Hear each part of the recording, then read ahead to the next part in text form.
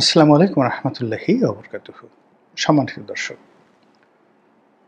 ইতিমধ্যে আপনারা সবাই জেনে গেছেন যে আমাদের যে আন্তর্জাতিক অপরাধ ট্রাইব্যুনাল যেখানে শেখ হাসিনার বিচার হচ্ছে, জুলাই বিপ্লবে যারা হত্যাকাণ্ড চালিয়েছে তাদের বিচার হচ্ছে। পলিটিক্যাল যারা লিডার আছেন তারা সহ পুলিশ এবং সেনাবাহিনী যারা কর্তা তাদেরকে আসামি করে একের পর এক মামলা হচ্ছে এবং এ সকল মামলার মধ্যে একেবারে সাম্প্রতিক যে মামলা হয়েছে সেই মামলায় যাদেরকে আসামি করা হয়েছে, শেখ হাসিনার সঙ্গে যাদেরকে আসামি করা হয়েছে তাদেরকে শেখ হাসিনার মাই ম্যান হিসেবে অভিহিত করা হতো।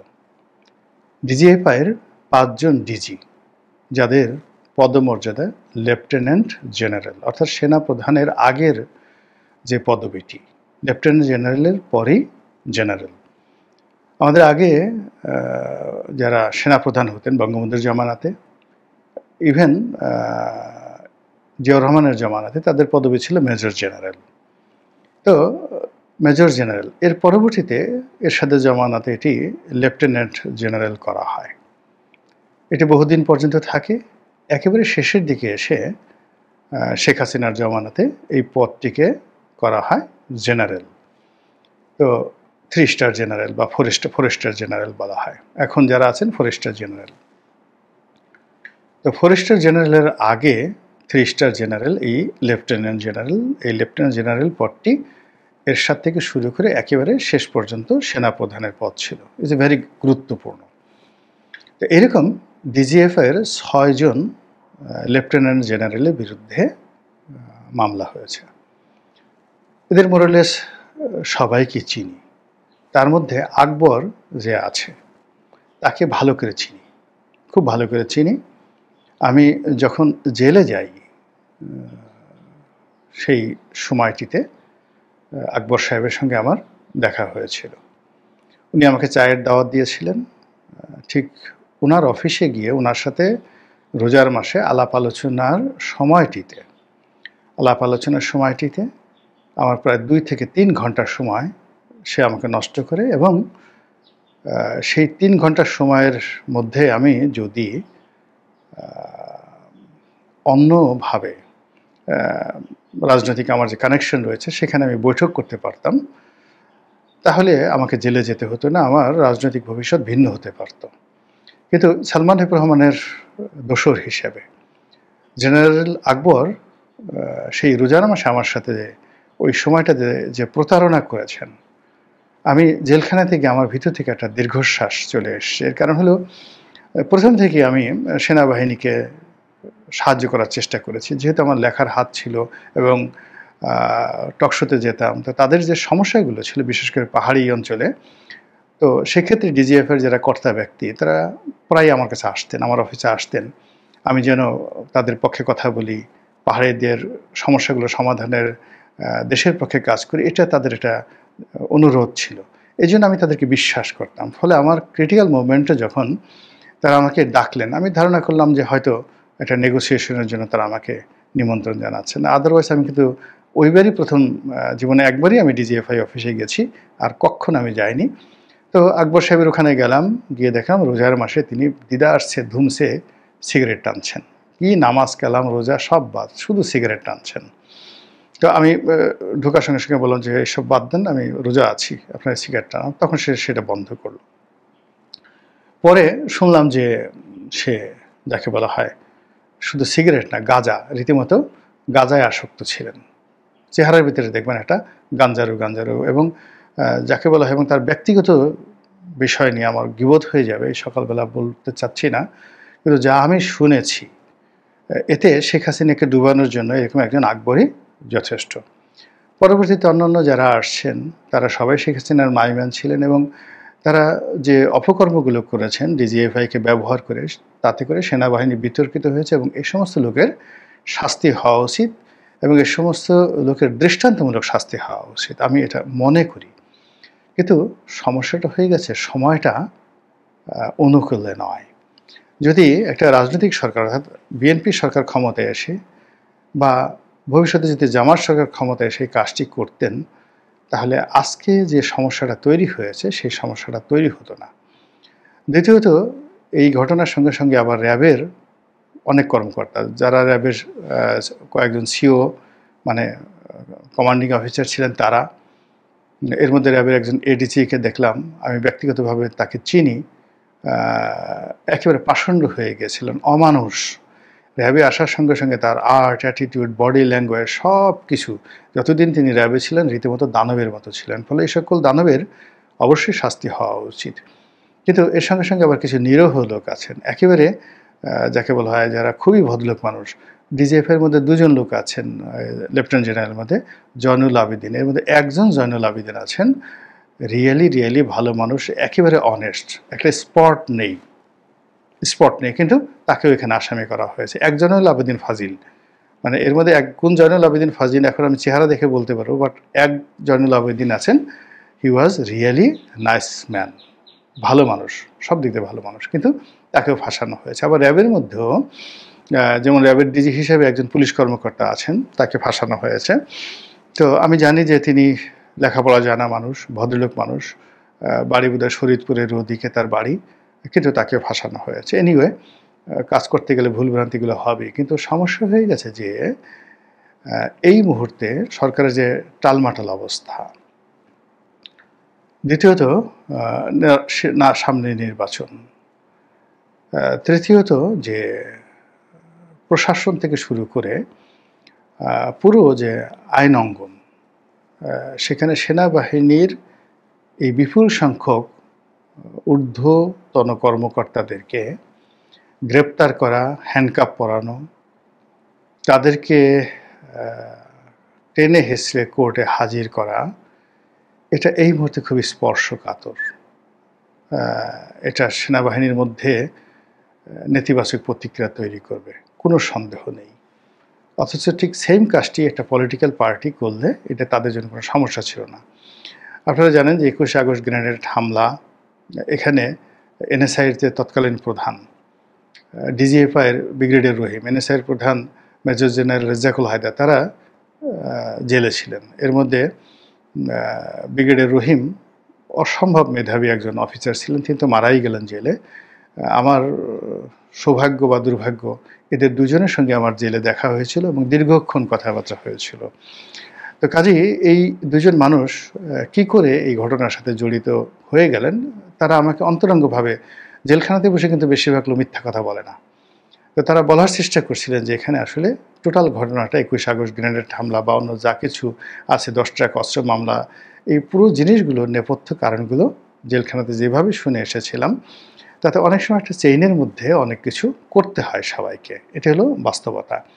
তো যাই হোক, এনিওয়ে, এখন এই যে শেখ হাসিনার মাইমান যে 5 জন জেনারেলকে, আমি 5 জন জেনারেলকে নিয়ে কথা বলি, অন্য কাউকে নিয়ে কথা বলার দরকার নেই, তাদের বিরুদ্ধে গ্রেপ্তারি পরোয়ানা জারি করা হয়েছে। ইতিমধ্যে যে কথা শোনা যাচ্ছে যে এই 5 জনই এখন নিরাপদ আশ্রয়ে আছেন, অর্থাৎ সেফ এক্সিট নিয়ে দেশের বাইরে আছেন। তো কাজেই এই বিচারগুলো হবে প্রতীকী বিচার, তাদেরকে গ্রেপ্তার করে আনা, কোর্টে হাজির করা, এটা বলতে গেলে অসম্ভব বিষয়। কিন্তু মূল ব্যাপার হলো যাদেরকে আপনি ধরতে পারবেন না, গ্রেপ্তার করতে পারবেন না, তো তাদেরকে আসামি করে অযথা সিন ক্রিয়েট করার কি দরকার ছিল এই মুহূর্তে? This is my question. Second thing হলো যে এইটা এই মুহূর্তে কেন দরকার ছিল? বিকজ মূল টার্গেট তো শেখ হাসিনাকে মামলা দেওয়া, মূল টার্গেট হলো আওয়ামী লীগকে নির্বাচনের বাইরে রাখা, আওয়ামী লীগকে ভয় দেখানো। মূল টার্গেট হলো যে বর্তমান যে সরকার, সে যেন একটা সাকসেসফুল নির্বাচন করতে পারে, ডক্টর মোহাম্মদ ইউনূসের সরকার, অথবা সে যেন শান্তিপূর্ণভাবে নিরাপদে ক্ষমতায় থাকতে পারে। এই দুটো নিয়ে তো কাজ করছে। এক পক্ষ বলছে 50 বছর থাকুন, আর এক পক্ষ বলছেন যে না, আজকে নির্বাচন দিয়ে চলে যান। তো দুটো কাজই বর্তমান সরকার সফলতা চাচ্ছে। সেই সফলতা প্রদর্শন করার জন্য তাদের দরকার হলো মানে আওয়ামী লীগকে দমন করা। তা আওয়ামী লীগের যারা পলিটিক্যাল পার্সোনালিটি, অলমোস্ট তো সবাই জেলখানাতে আছে দেশের মধ্যে, আর দেশের বাইরে যারা আছেন তারা তো দেশের বাইরেই আছেন এবং তাদের বিরুদ্ধে মামলা মোকদ্দমা চলছে। তো সেক্ষেত্রে প্রশাসনকে দরকার সরকারের সবচেয়ে বেশি। তো সেই প্রশাসনে যারা কর্তা ব্যক্তি, যেমন ধরুন সকল আইজি একমাত্র নূর মোহাম্মদ সাহেব ছাড়া সবার বিরুদ্ধে মামলা হয়েছে। এখন মামুন সাহেব আইজি, শহীদুল্লাহ সাহেব আইজি, তারা জেলে আছেন। এর বাইরে অন্যান্য যে সকল খুব পাওয়ারফুল লোকজন ছিলেন, আসাদ আছেন, তারপরে বেনজির আছেন, জাভেদ পাটোয়ারি, শুধুমাত্র হাসান মাহমুদ সাহেবের বিরুদ্ধে বোধহয় মামলা হয়নি, তো আইজি, আর সবার বিরুদ্ধে তো মামলা, এবং অসংখ্য পুলিশ ইন্সপেক্টর, অসংখ্য SP, DIG, additional DIG, additional IG, মানে জেলখানা এখন পুলিশে ভরপুর। মূল ব্যাপার হলো যে তাদের বিরুদ্ধে মামলা করে তারা পালিয়ে যেতে পারতো না, বা তাদেরকে গৃহবন্দী করে রাখা হতো, বা যাকে বলা হয় তাদেরকে একটা চাপের মধ্যে রাখা হতো। কিন্তু দৃশ্যমান কি হতো যে পুলিশের মধ্যে মনোবলটা ফিরে আসতো বা থাকতো। কিন্তু এই যে পুলিশের এত কর্মকর্তা চাকরিচ্যুত, এত কর্মকর্তা যাকে বলা হয় জেলের মধ্যে, আর যাদেরকে এনে প্রতিস্থাপিত করা হয়েছে তারা তো আসলে গত 15 বছর কমান্ডেই ছিলেন না।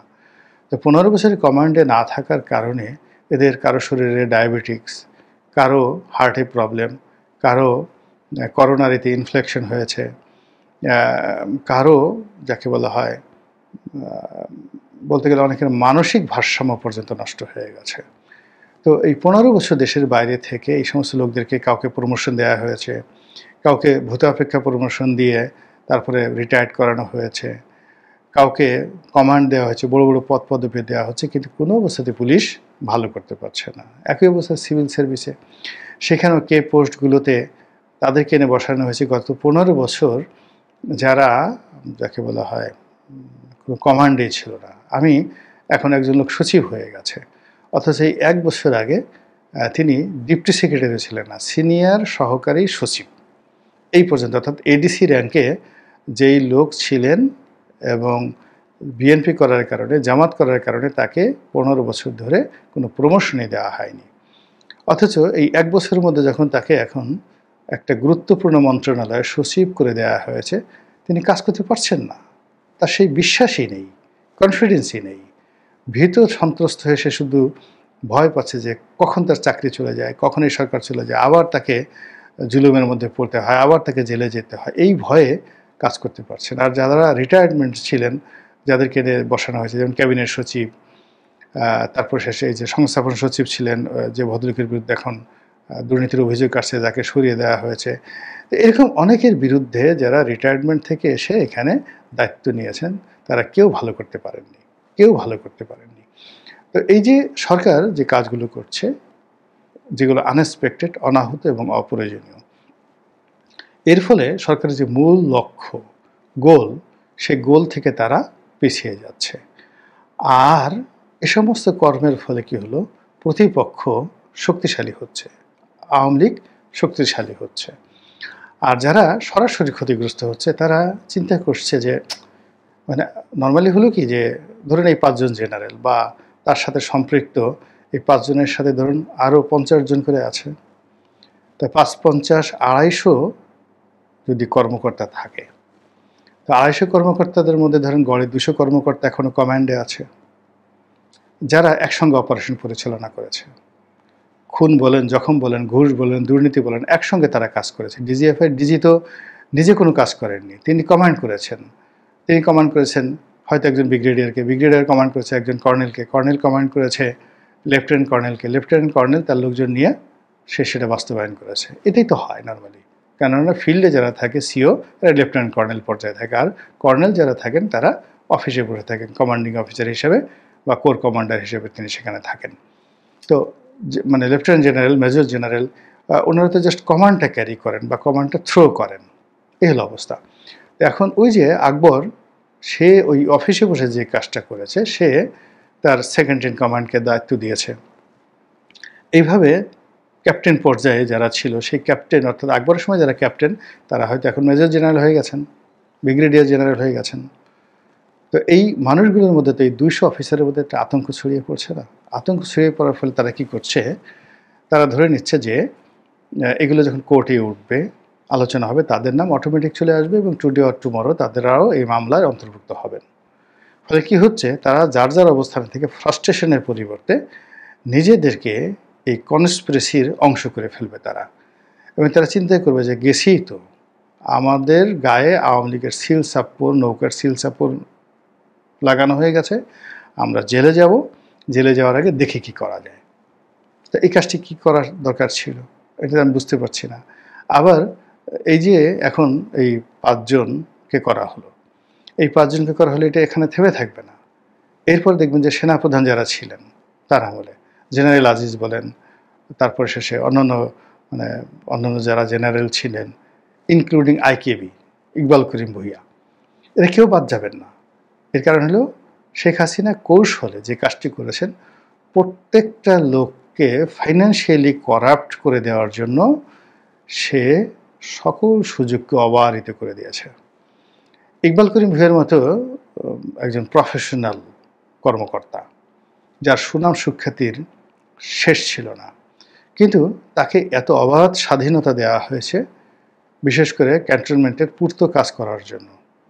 যেই পূর্ত কাজগুলো নিয়ে যদি ক্যান্টনমেন্টের মধ্যে এখন তদন্ত হয়, বাইরে থেকে যদি কেউ তদন্ত হয়, তিনি এবং তার যারা লোকজন আছেন সবাই ফেঁসে যাবেন। এরপরে যে কাজটা করেছে, রিটায়ার করার পর, আমি শোনা কথা সত্য মিথ্যা, শেখ হাসিনা তাকে একটা বিদ্যুৎ প্ল্যান্ট স্থাপনের অনুমতি দিয়েছেন। তো এটা নিয়ে উনি কীভাবে এটা অস্বীকার করবেন যে আমাকে দেয়নি বা আমি নেইনি? এটা তো অস্বীকার করতে পারবেন না।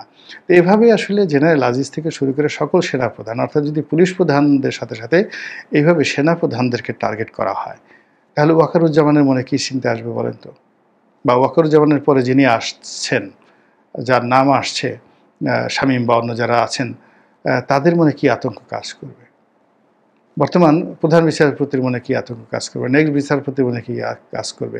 সব মিলিয়ে যে কাজগুলো হচ্ছে, আপনার কাছে কী মনে হচ্ছে যে এগুলো এত দ্রুত দরকার ছিল? আমি আগেই বলেছি যে এগুলো আমি ব্যক্তিগতভাবে মনে করি এগুলো দরকার, কিন্তু এটা একটা পলিটিক্যাল স্টেবল সরকার ধীরে সুস্থে এই কাজগুলো যদি করতো, তাহলে ফলাফলটা ভালো হতো। কিন্তু এই নির্বাচনের আগে হঠাৎ করে এই জিনিসগুলো, এটা আমার কাছে ব্যক্তিগতভাবে ভালো মনে হচ্ছে না। মহান আল্লাহ আমাদের সবাইকে হেদায়েত দান করুন এবং হেফাজত করুন। আসসালামু আলাইকুম ওয়া রাহমাতুল্লাহি ওয়া বারাকাতুহু।